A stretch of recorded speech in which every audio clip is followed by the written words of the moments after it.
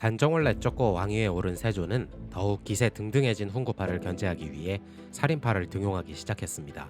앞서 세조의 왕위 찬탈편을 보셨으면 아시겠지만 김종직을 중심으로 한 살인파들이 대거 등용되나 세조의 왕위 찬탈은 옳지 못하다 하여 이에 대해서도 많은 비판을 하였다고 말씀드린 바 있습니다.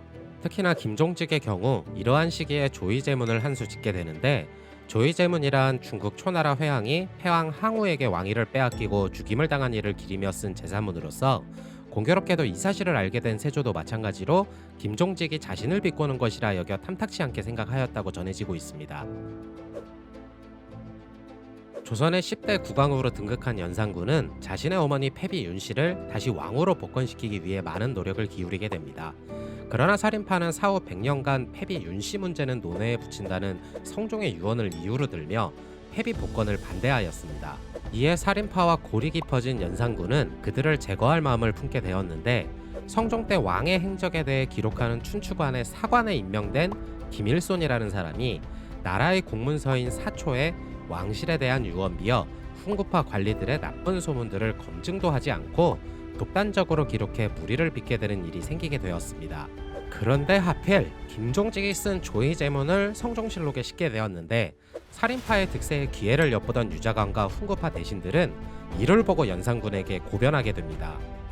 이후 살인파에 대해 안 좋았던 감정과 왕권에 대한 도전으로 인식한 연산군이 조선의 첫 번째 사화인 무오년에 일어난 사화, 즉 무오사화를 일으키게 되는데, 김일손의 행동은 이미 죽은 김종직이 살아생전에 선동하여서 주입시킨 결과물이니 김종직을 먼저 죽여야 한다며 그의 관을 파헤쳐 목을 베는 부관참시를 하게 됩니다.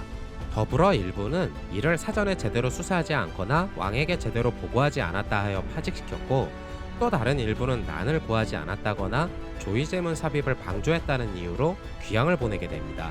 한편 무오사화가 일어난 직후 훈구파 내부에는 또 외척이 중심이 된 궁중파와 의정부 및 육조 중심의 부중파로 나뉘게 되는데, 연산군은 이 기회를 이용하여 패비 윤씨의 복권을 다시 추진하게 되었고, 어머니와 자신의 한을 풀고자 하였습니다. 먼저 어머니의 폐위에 앞장섰던 후궁 엄씨와 정씨를 포박하여 묶어두고 그들의 자식들을 불러내어 깜깜한 야밤에 자신들의 어머니를 몽둥이로 때려 죽이게 만든 뒤 쇄골 표풍이라 하여 시체를 갈아서 바람에 흩날리게 만들었습니다. 이러한 연산군의 모습에 노한 인수대비가 연산군의 행위를 꾸짖자 화가 난 연산군이 언쟁을 하던 와중에 분을 참지 못하고 인수대비의 가슴에 박치기를 하게 되었는데, 이 때문에 인수대비 역시 화병으로 숨을 거두게 됩니다. 이후에도 화가 풀리지 않은 연산군은 인수대비의 장례를 3년상으로 치르지 않고 단상제라 하여 하루를 한 달로 쳐서 25일 만에 장례를 끝내게 됩니다.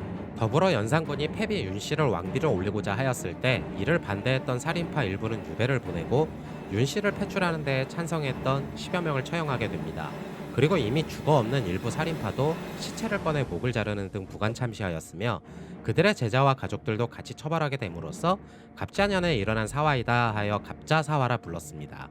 이후 연산군은 자신의 원한과 어머니의 원한을 풀고자 일부 훈구파와 많은 살인파들을 제거하면서 왕권을 강화하겠다는 명분으로 두 번의 사화를 일으키게 되면서 연산군의 폭정은 폐위되기 직전까지 계속되었습니다. 경연이라 하여 왕에게 유교의 경서와 사설을 교육하고 이를 함께 토론하는 학술 제도를 폐지하였으며, 입과 혀는 재앙과 근심이 드나드는 문이며 몸을 망치는 도끼와 같은 것이다 라고 쓰인 언패를 신하들의 목에 걸은 뒤 자신에게 직언을 하지 못하도록 막게 됩니다. 더불어 도성 밖 30리 내의 민가들을 철거하여 사냥터로 만들었으며, 훈민정음으로 지어진 언문도서의 폐기 등 폭점을 일삼는 한편, 연산군은 기생들인 흥청들과 함께 살며 각도의 사람을 보내 미녀들을 데려오게 하였습니다. 그리고 성균관의 학생들을 몰아내고 성균관을 놀이터로 삼았으며 한 성분 내의 각 사찰을 연회장, 유흥장으로 바꾸게 됩니다. 이때 선발한 기생들, 즉 흥청들과 그들의 식비, 유흥비 등으로 국가정사가 피폐해지게 되면서 사람들은 나라가 곧 망할 징조이다 하여 망국이라는 표현을 썼고, 흥청망국이라는 말이 나왔는데, 이 말이 우리가 지금도 쓰고 있는 흥청망청의 어원이 됩니다. 이에 훈구파 사이에서는 나라를 새롭게 다시 세워야 한다는 의견이 모이기 시작했는데, 이 중 훈구파 대신 중 한 명이었던 박원종이 사람들을 모아 반정을 일으키게 됩니다. 대신들은 먼저 연산군의 측근들을 붙잡아 포로로 만들고 성종의 계비였던 정현왕후의 장남이자 연산군에게는 이복 동생이었던 진성대군이 왕으로 추대되면서 중종 반정이 일어납니다.